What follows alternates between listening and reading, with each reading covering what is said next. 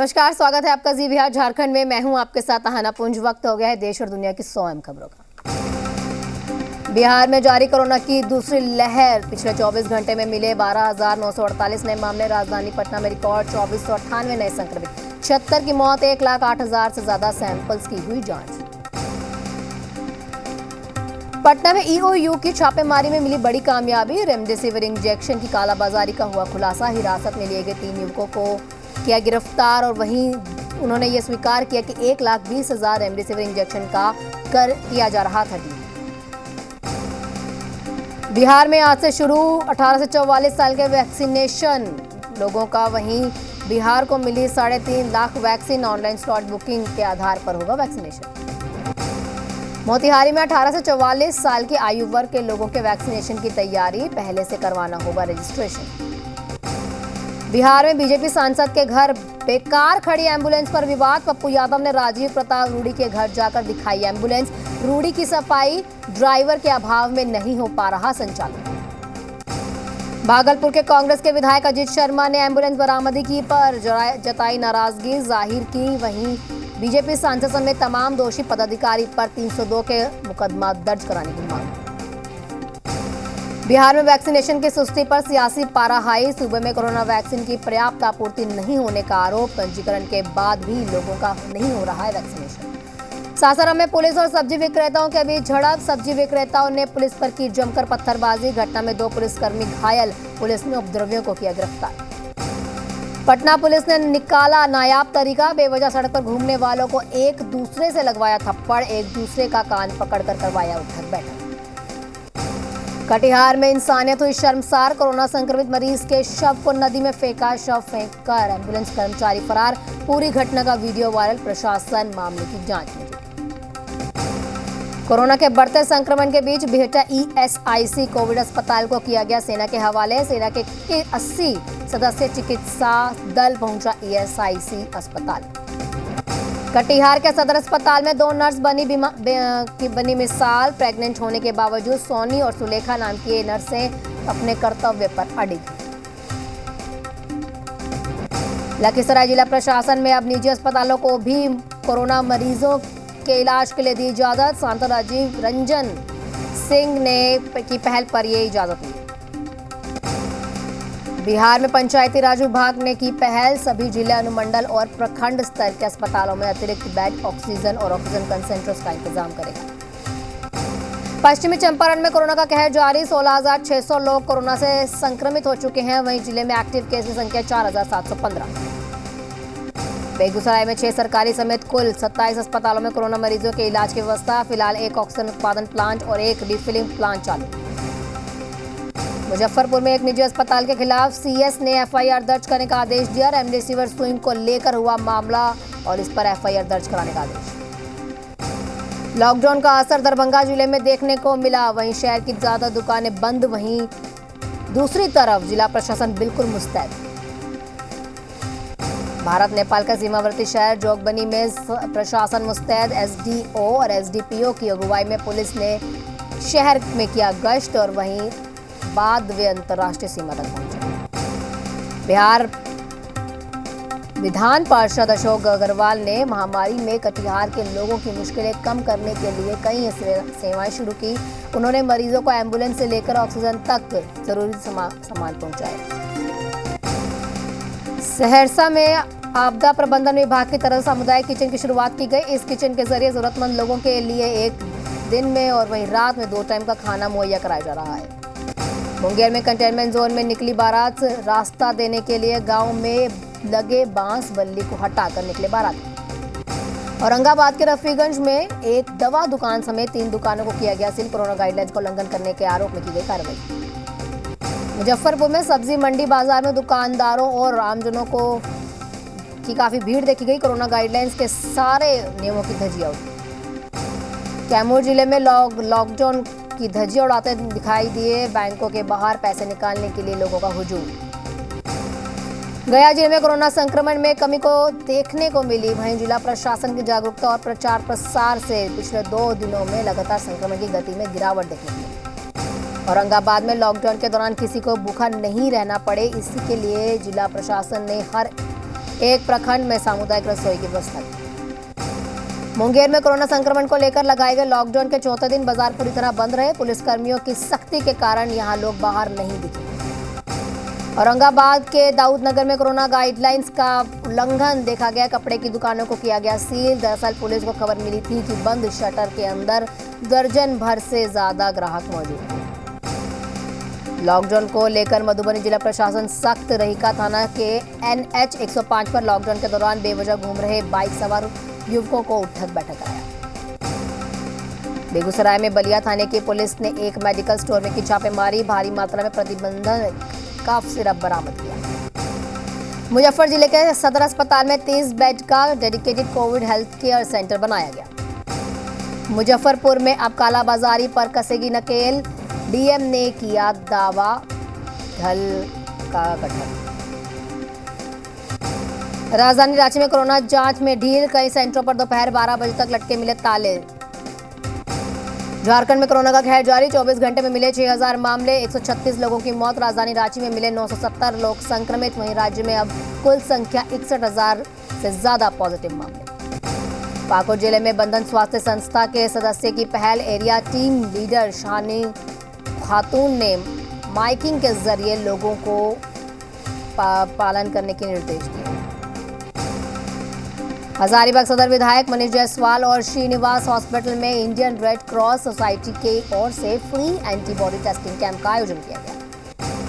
धनबाद में कोरोना के कहर के बीच लापरवाही चरम पर है। शहर के पुराना बाजार में सोशल डिस्टेंसिंग की जमकर धज्जियां उड़ती देखी गई। बोकारो में कोरोना के खिलाफ एक्शन में BSL अस्पताल के लिए युद्ध स्तर पर कर रहा है काम। साहिबगंज में हो रहे लॉकडाउन उल्लंघन के मामले को लेकर जिला प्रशासन काफी सख्त। लॉकडाउन उल्लंघन मामले में कई दुकानों को अब तक सील किया गया। रांची में दुर्वा की फिश मार्केट में देखने को मिली लापरवाही। ना दिखा 2 गज दूरी और ना ही दिखी सोशल डिस्टेंसिंग। धनबाद जिले में ऑक्सीजन सपोर्टेड बेड और ऑक्सीजन सप्लाई की कमी नहीं है। वहीं डीसी ने लोगों को ये भरोसा दिलाया। लातेहार अनुमंडल पदाधिकारी ने सड़क पर उतरकर लोगों को जागरूक करने का प्रयास किया। इसके अलावा मास्क का वितरण भी किया।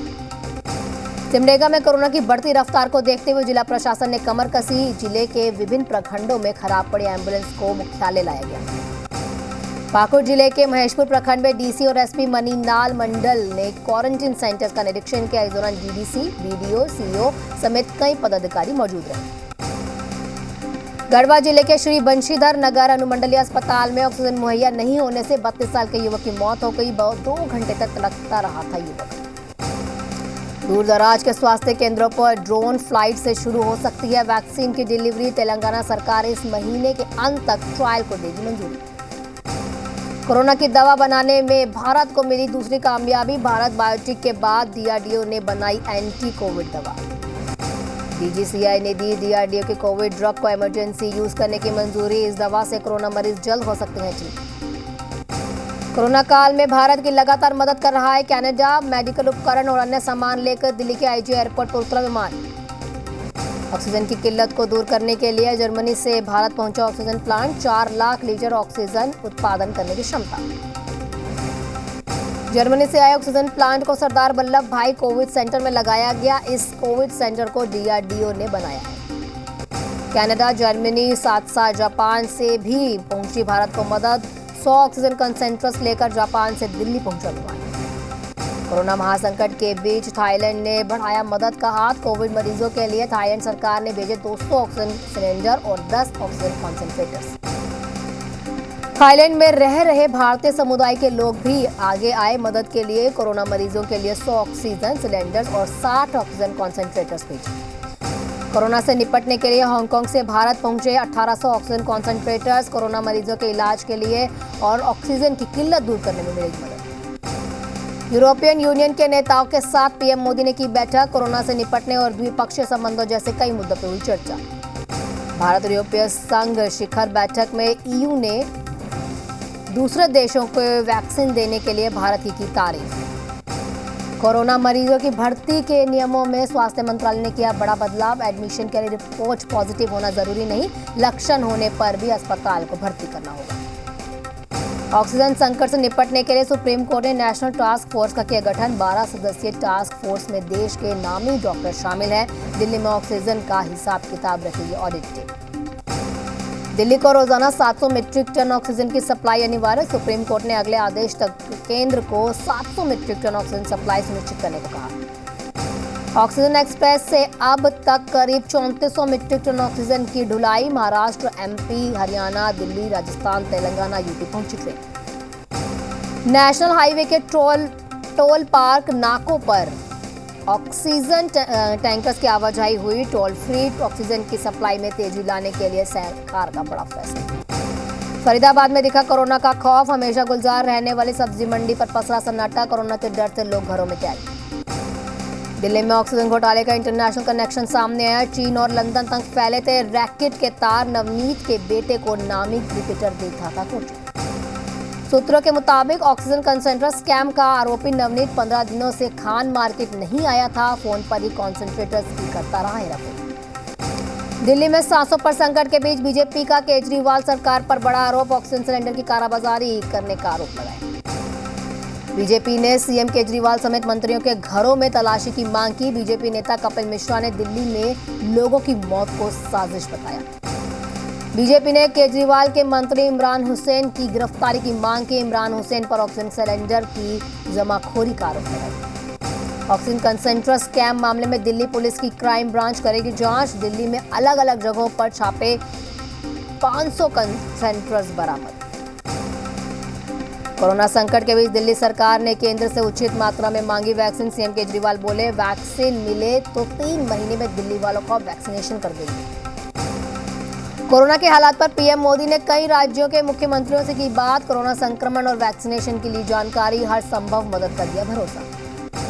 पीएम मोदी ने की महाराष्ट्र के मंत्री उद्धव ठाकरे से बात। कोरोना संक्रमण के ताजा हालात पर ली जानकारी। महाराष्ट्र को हर संभव मदद का दिया भरोसा। देश में कोरोना का कहर जारी। पहली बार एक दिन में 4,000 से ज्यादा मौत हुई। वहीं 37,23,000 पॉजिटिव और एक्टिव केस माने। देश में नहीं थम रही कोरोना की रफ्तार। लगातार तीसरे दिन 4 लाख से ज्यादा नए केस सामने आए। दिल्ली में कम हो रही है कोरोना के नए मरीजों की संख्या। 24 घंटे में कोरोना के 17,364 नए मरीज सामने आए। एक दिन में कोरोना से 332 लोगों की मौत। दिल्ली में 18 से 35 साल तक के लोगों का वैक्सीनेशन हुआ तेज। आरके पुरम वैक्सीनेशन सेंटर पर सुबह से ही लोगों की भीड़। घाटी में हज हाउस बना कोविड केयर सेंटर। श्रीनगर प्रशासन की पहल से अब कोरोना संक्रमित मरीजों का इलाज होना आसान। यूपी में कोरोना से निपटने के लिए केंद्र सरकार का बड़ा फैसला। 61 ऑक्सीजन प्लांट लगाने के लिए केंद्र सरकार ने दी मंजूरी। यूपी के हर जिले में एक ऑक्सीजन प्लांट लगाएगा गन्ना विभाग। राज्य के हर जिले को ऑक्सीजन प्लांट देने का फैसला। अलीगढ़ मुस्लिम यूनिवर्सिटी पर कोरोना का कहर। वायरस की दूसरी लहर में 15 से ज्यादा प्रोफेसर संक्रमित और वहीं 40 की मौत। मथुरा के राजकीय बाल शिशु गृह में फूटा कोरोना बम। 22 बच्चे आए चपेट में। स्वास्थ्य विभाग में मचा हड़कंप। 2 दिन पहले बाल सुधार गृह में 50 बच्चे पॉजिटिव आए। यूपी के सीएम योगी ने निर्देश दिए कि मुंबई से लखनऊ पहुंची कोविशील्ड की 3.5 लाख डोज। वहीं सरकार ने कोविशील्ड और कोवैक्सीन निर्माता कंपनियों को 50-50 लाख डोज के लिए एडवांस दिया। अलीगढ़ के जेएन मेडिकल कॉलेज का वार्ड बॉय रेमडेसिविर इंजेक्शन कालाबाजारी करते हुए गिरफ्तार हुआ। इसके पास 4 इंजेक्शन बरामद किए गए। यूपी के लखीमपुर खीरी के दुधवा टाइगर नेशनल पार्क में कोरोना का कहर। 3 वार्डन समेत वन विभाग के 24 कर्मचारी संक्रमित। सभी को किया गया आइसोलेट। मंत्री हफीजुल हसन ने विधायक पद की शपथ ली। स्पीकर रविंद्रनाथ महतो ने अपने कार्यालय में शपथ दिलाई। मधुपुर विधानसभा सीट से जीते थे हफीजुल। साहिबगंज महिला थाना प्रभारी की मौत मामले में सियासत जारी। बीजेपी के बाद जेएमएम विधायक लोबिन हेब्रम ने सीबीआई जांच की मांग की। बीजेपी प्रदेश अध्यक्ष के नेतृत्व में एक प्रतिनिधि मंडल ने परिजनों से मुलाकात की। मोतिहारी बस स्टैंड में लगी आग। हादसे में आधा दर्जन दुकानें जलकर खाक। आग लगने से लाखों रुपए का नुकसान। मधुबनी के साहर घाट थाना क्षेत्र के बैरग्रा गांव में पिकअप वैन के टक्कर से एक बच्ची की दर्दनाक मौत हो गई। वहीं 2 लोग घायल। औरंगाबाद में बारात से लौट रही एक कार अनियंत्रित होकर दुर्घटनाग्रस्त हो गई। चालक की मौके पर ही मौत। वहीं गाड़ी में सवार दूल्हा दुल्हन घायल। गोपालगंज में 35 साल युवक की चाकू से गोद कर निर्मम हत्या कर दी गई। वहां हत्या के बाद उसके शव को NH-27 पर फेंक दिया गया। बाढ़ में अज्ञात शव मिलने से सनसनी। युवक के गले के पास गंभीर चोटें।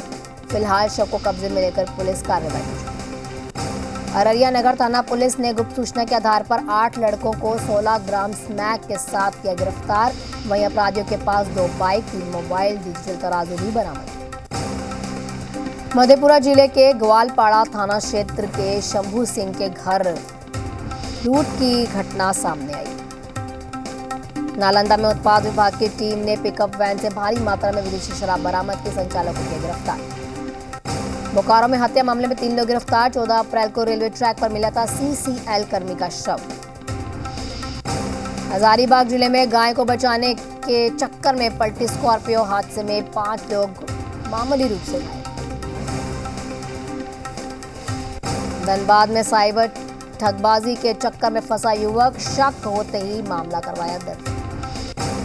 धनबाद जिले के महुदा सब्जी बाजार में भीषण अग्निकांड में हुए नुकसान का जायजा लेने पहुंचे विधायक ढुल्लू मेहता। इसके हादसे में दर्जनों दुकानें जलकर राख हो गई। गिरिडीह में बारिश के साथ जमकर हुई ओलावृष्टि। लोगों ने उठाया ओलावृष्टि का आनंद। सड़कों पर दिखा ओलावृष्टि का सुंदर नजारा।